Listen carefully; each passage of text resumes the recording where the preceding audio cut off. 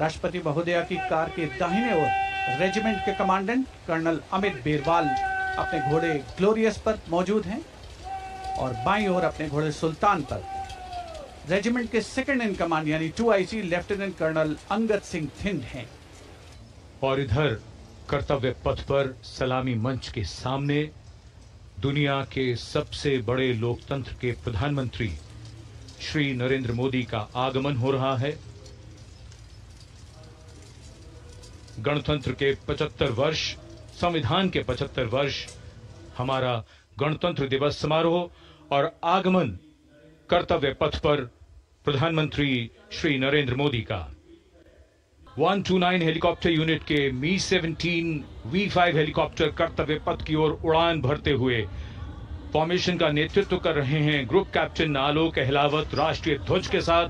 उनके पीछे थल सेना के ध्वज के साथ wing commander Shailendra Singh, wing commander Rohit Tiwari भारतीय नौसेना के ध्वज के साथ और विंग कमांडर विनय भारतीय वायुसेना के ध्वज के साथ उड़ान भरते हुए धरती आकाश सब ओर उत्साह के रंग।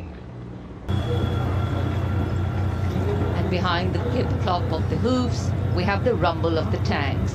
The mechanized columns, leading the mechanized columns, the T-90 Bhishma, the main battle tank, commanded by Captain Navjot Singh Atwal of 74 Armored Regiment, a symbol of India's cutting-edge military prowess.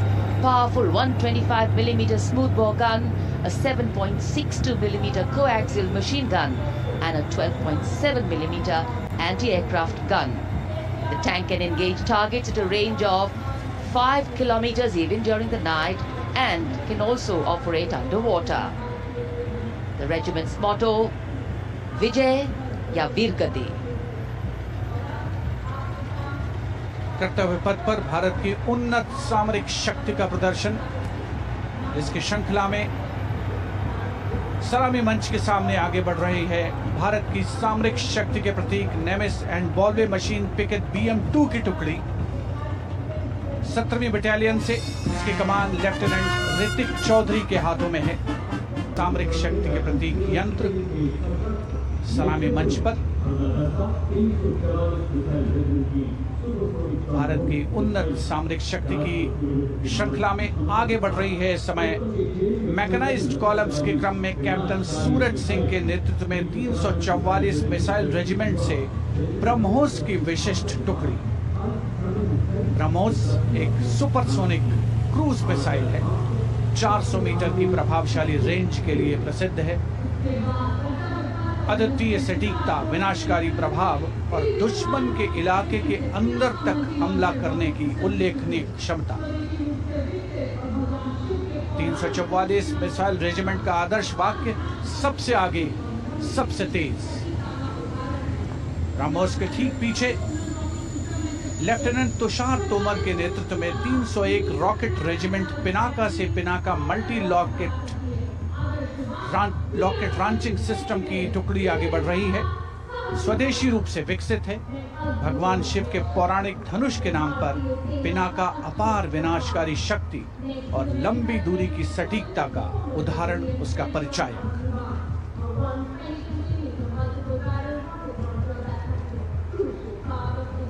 And next, approaching the saluting base, BM-21 Agniban. Leading this impressive display is Captain Manoj Chonial of 213 Rocket Regiment. With a range of up to 40 kilometers, it remains a vital asset for targeting enemy positions, logistic hubs. And next coming in, Integrated Battlefield Surveillance System. The system indigenously developed jointly by the Indian Army and Bharat Electronics Limited packs a punch with its ability to integrate all ground-based and aerial-based sensors on a common grid. जी हाँ, निगाहें आकाश की ओर है और वायु विचरण करते हुए, वायु गर्जन करते हुए भारतीय वायुसेना के जांबाज कुछ ही पलों के पश्चात कर्तव्य पथ के ऊपर नजर आएंगे। निगाहें उन्हें ढूंढ रही हैं उत्कंठा के साथ, और यकीनन भारतीय वायुसेना का आदर्श वाक्य नभः स्पृशम दीप्तम चरितार्थ होने की ओर अग्रसर। सबसे पहले हम देखेंगे अजय फॉर्मेशन को, जिसमें 3 अपाचे हेलीकॉप्टर विक्ट्री फॉर्मेशन में नजर आएंगे। उपस्थित जनसमूह रोमांचित है, आह्लादित है, उत्कंठा के साथ प्रतीक्षा। And there you can see the first formation flying in Apache attack helicopters, today led by Group Captain Praveen Sarathi. Flying the other 2 aircraft are Wing Commander Muni Dogra and Wing Commander Gaurav Patania. The Apaches, with its advanced fire control radar, night vision system and arsenal of Hellfire missiles and Hydra rockets, is a formidable force in the battlefield. These fierce attack helicopters are the face of the modern machines in India's leap into the manufacturing advanced of the rotary wing platform. And there you can see Formation Airborne from Air Force Station Hindon, led by Group Captain Praveen Sarathi. The Apache attack helicopters flying in victory formation. Victory formation में तेज खिली हुई धूप और साफ आसमान, वायु गर्जन, वायु विचरण, शौर्य साहस का परिचय। और अब बारी सतलुज फॉर्मेशन की। 2 डॉर्नियर और एक AN-32 transport helicopter, transport aircraft victory formation में उड़ान भरते हुए नजर आएंगे। The Sukhoi 30 air dominance fighter aircraft of the Indian Air Force.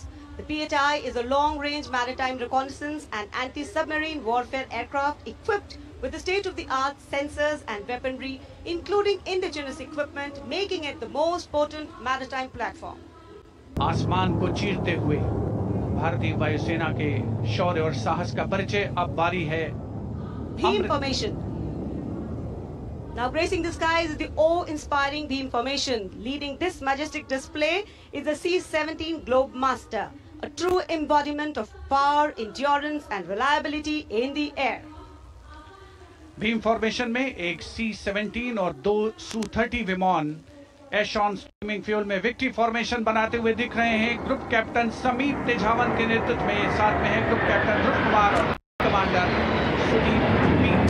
Heavily transport aircraft C-17 taken off today from Air Force Station Hindon, while the Sukhois got airborne from Jodhpur. Formation flying at a speed of 555 kilometers.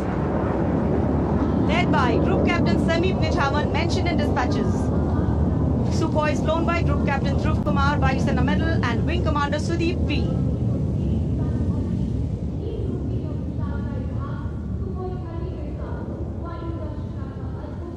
निगाहें आसमान में इन वायु गर्जन करने वाले विमानों को ढूंढ रही हैं और एक के बाद एक हैरत अंगेज कारनामे करते हुए फॉर्मेशन आगे बढ़ते हुए। And now time for faster moves with pure fighter formations. In the lead, Jaguars. Jaguar, a versatile twin-engine strike aircraft known for its robust design and adaptability, capable of performing in challenging environment and thus a valuable asset for close air support, precision strikes and reconnaissance missions. And there you can see 5 Jaguars in arrow formation, led by Group Captain Akash Chechi. The other members of the formation, Wing Commander Ujjwal K. Mishra, Wing Commander Bharat Singh, Squadron Leader A.K. Jha and Squadron Leader Aditya Jamdagni. Amrit formation 5 Jaguar विमान, भारत की सुदृढ़ वायु शक्ति का प्रदर्शन। Squadron का मोटो शक्ति विजयते, आदर्श वाक्य। फॉर्मेशन का नाम अमृत काल, भारत का vision 2047 and flying at a speed of 750 kilometers per hour. Today led by Group Captain Akash Chechi.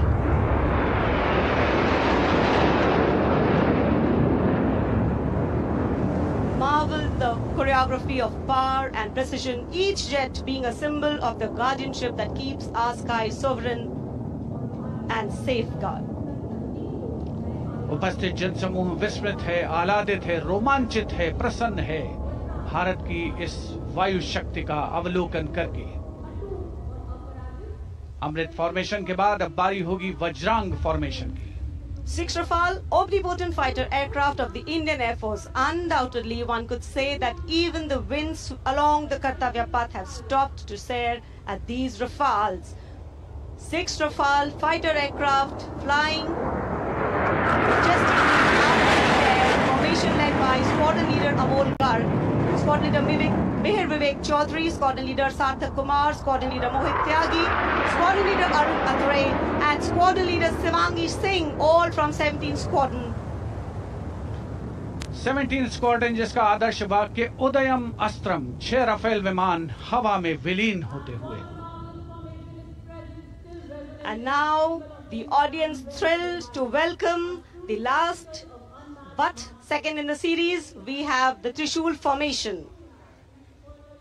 त्रिशूल फॉर्मेशन में 3 Su-30 विमान विक्ट्री फॉर्मेशन में उड़ान भरते हुए नजर आएंगे। 900 किलोमीटर प्रति घंटे की रफ्तार से त्रिशूल भगवान शिव का अस्त्र है और बुराई के अंतर का, दुश्मन के संहार का परिचायक। Formation led today by Group Captain Manish Arora, Shaurya Chakra. Other members in the formation are Wing Commander Kunal Kalra and Wing Commander Abhimanyu Singh, all from 15th Squadron. And there you can see the Trishul formation comprising 3 Sukhoi 30 MKI air dominance fighter aircraft flying at a speed of 900 kilometers per hour. 3 Su-30 विमान जिनका विजय नाद सुनकर रोमांच महसूस किया जा सकता है, हवा में विलीन होते हुए त्रिशूल फॉर्मेशन बनाते हुए। Having pulled up, watch the leader going further up and the wingmen spitting to cast a trishul or a trident up in the air. Formation led by Group Captain Manish Arora. और अब रोमांच की पराकाष्ठा, विजय formation. एक Rafale 900 kilometre प्रति घंटे की रफ्तार से उड़ान भरते हुए 300 मीटर की ऊंचाई पर कर्तव्य पथ के वाटर चैनल पर नजर आएगा। सांसें थाम कर रखिए अपनी। And in command of Group Captain Abhishek Tripathi, along with Flight Lieutenant Sona, here comes the single Rafale flying at 900 kilometers per hour. All set to touch the sky with glory as he will execute the victory roll over Kartavya Path today. Known as the Falcons of Champ and Aknoor, flying with their motto, Anbhishya Bhedi or Seek to Destroy. That's Group Captain Abhishek Tripathi. Climbing up, carrying out the victory roll, and finally will disappear into the blue yonder, signifying the motto of the Indian Air Force, Nabha Sprashram Deeptam. রুদ্ধশ্বাস। দর্শক দেখলেন দিল্লিতে আজকে কি হয়েছে। আজকে তো প্রজাতন্ত্র দিবস পালিত তো হচ্ছে, দিল্লির কর্তব্য পথে বিরাট আয়োজন করা হয়েছিল, কিন্তু সেখানে ভারতীয় সেনা বাহিনী তাদের যে অস্ত্র শস্ত্র আছে সেগুলোর যে প্রদর্শন করলো, স্থলভাগের যারা আছেন সেনা তাদের যে অস্ত্র শস্ত্র সেগুলো, বায়ুসেনা তাদের যা সব সেগুলো দেখলেন। আপনারা হয়তো আগেও দেখেছেন আমাদের কি সব রয়েছে, সেনাবাহিনী কতটা শক্তিশালী, কিন্তু অনেকে হয়তো দেখেননি আশপাশের দেশগুলো, যারা এখন অনেক হুঙ্কার দেওয়ার চেষ্টা করছে, দেখে নেব। পাকিস্তান বাংলাদেশকে সঙ্গে নিয়ে থ্রেট দেওয়ার চেষ্টা করছে, বাংলাদেশ পাকিস্তানকে সঙ্গে নিয়ে ভয় দেখানোর চেষ্টা করছে, মিসাইল না কি সব এনে টেনে ভয় দেখাবে এরকম বলার চেষ্টা করছে। কিন্তু আজকে যেসব দেখানো হয়েছে, আশা করি যদি তারা দেখে থাকেন হয়তো বুঝতে পেরেছেন যে ভারত সামরিক দিক দিয়ে কতটা শক্তিশালী। কি নেই ভারতের, ট্যাঙ্ক থেকে শুরু করে মিসাইলের বিভিন্ন ফরম্যাট। ব্রহ্মোস এখন সব থেকে বড় যে একটা মিসাইল, আপনারা দেখলেন এক্সিবিশন হয়েছে। অগ্নিবাণ রয়েছে, চেতক রয়েছে, কত কি রয়েছে।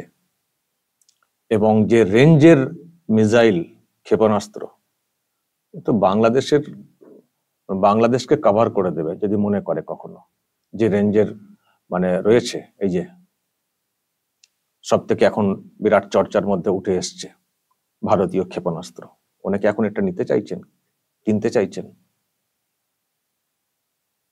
তো এইসব ক্ষেপণাস্ত্র একটা পড়লে, বিশেষ করে বাংলাদেশে যদি পরে কখনো যদি ফেলতে বাধ্য করে বাংলাদেশ, ভারত কিন্তু যুদ্ধ চায় না।